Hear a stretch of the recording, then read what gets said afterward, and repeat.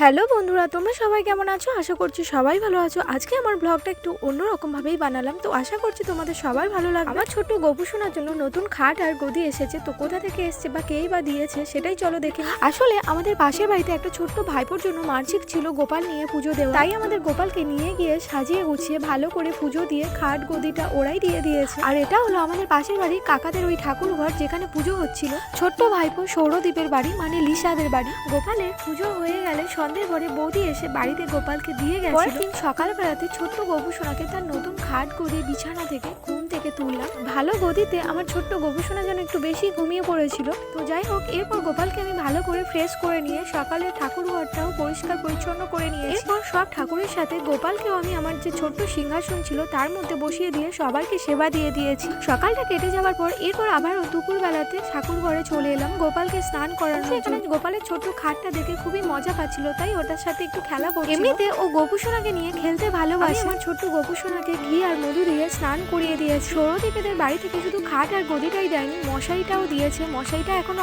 আসেনি, আর সাথে দুটো জামাও দিয়ে দিয়েছে। গোপালকে গা মুছিয়ে জামা পরিয়ে দিতে অংশু তাকে একটু হামি দিয়ে দিল। এরপর দুপুরে আমি গোপালকে খেতে দিয়ে দিয়েছি।